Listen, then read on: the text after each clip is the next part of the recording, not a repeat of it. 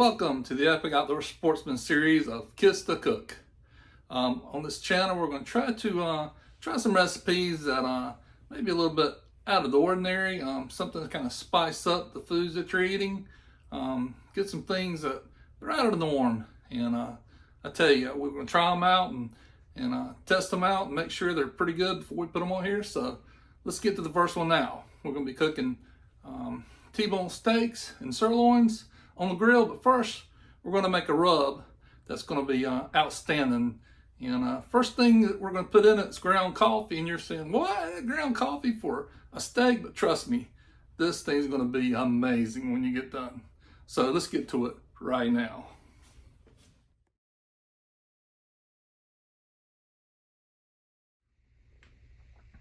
Okay, as you can see right here, we've got our coffee grounds. And I know what you're thinking, coffee grounds on steak, but I tell you, this is going to be amazing. We're going to add 1 tablespoon of paprika and 1 tablespoon of brown sugar.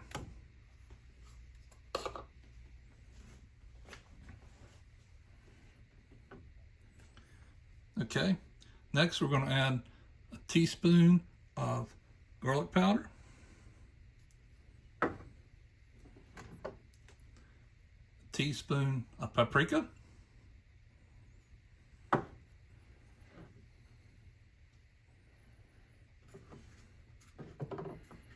and a teaspoon of onion powder.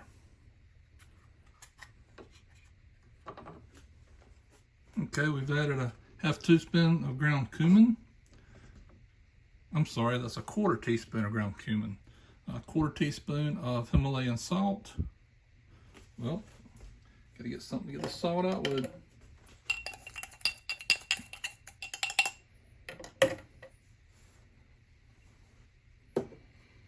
And 1/8 of a teaspoon of coarse ground black pepper. And we're also going to put just a dash of thyme in it. Okay, there you go. We're going to mix that up really good.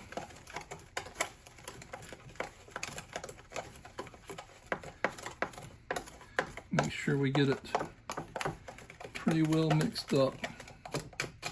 That brown sugar's clumped a little bit.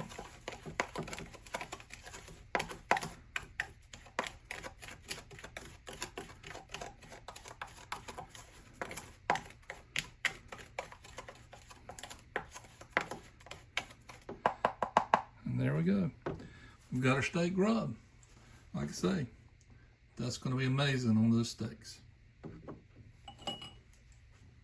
Okay, we've got that mixed up pretty well. For rub, this is going to do several steaks. So I put it in a resealable container so I can reseal it and put it in the refrigerator, use it later. Or even on the shelf, it'll probably be just fine on the shelf. Just make sure you seal it up. And we'll get the steaks out and get them prepared right now.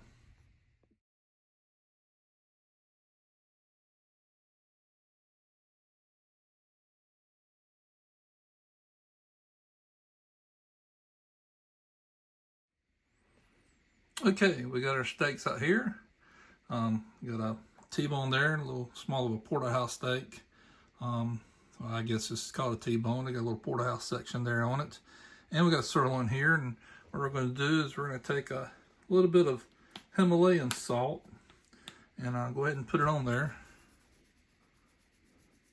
Just a small amount of Himalayan salt on each side. On that side, then we'll get some fine ground black pepper. And we're going to get some of that sprinkled on there.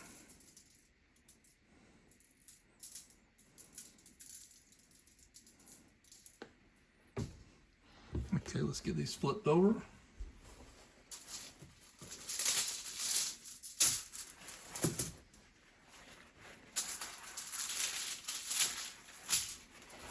And we're running a little bit of Himalayan salt to that side.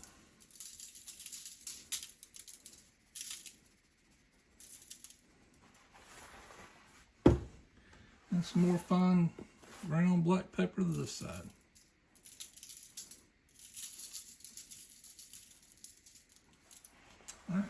we go. We got it on there. Now we're gonna let these steaks sit here for about 10 or 15 minutes while I go light the grill. And while the grill charcoal is getting hot, we're gonna add the seasoning that we made earlier. Put that on there and let it sit for another 10 minutes. And then we're gonna throw them on the grill. So let's go light some charcoal.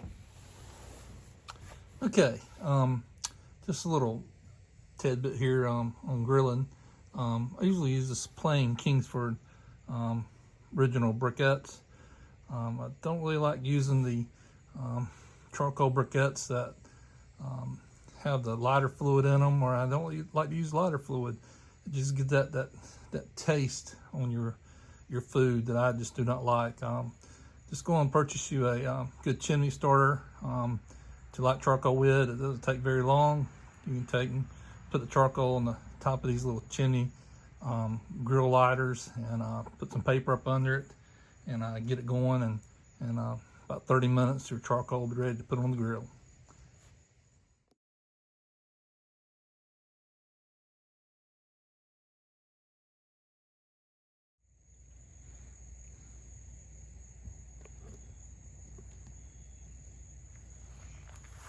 Okay, got this grill nice and hot.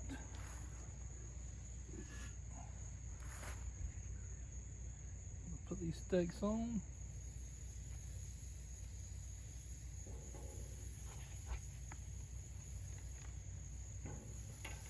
And let these things cook.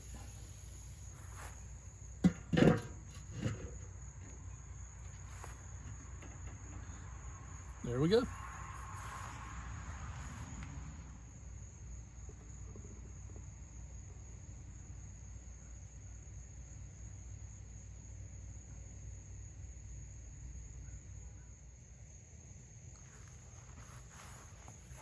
Okay, these things have been on there about 10 minutes.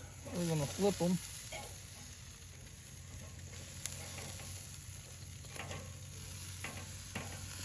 Yeah, they're cooking good. Got a nice char flavor to them.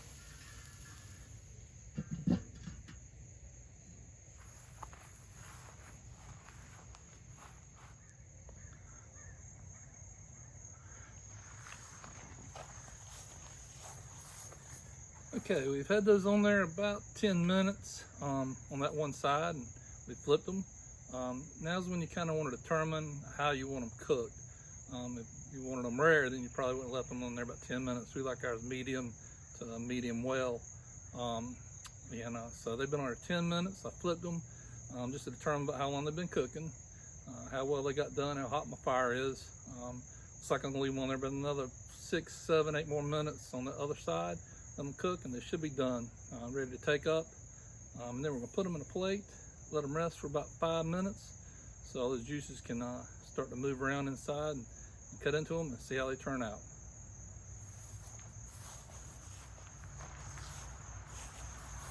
Okay, it's been on here about 9 minutes more on that side. I think they're gonna be just right.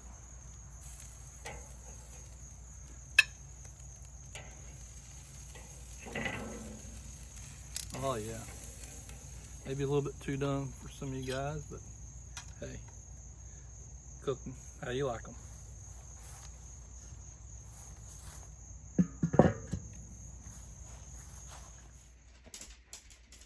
All right, there you go.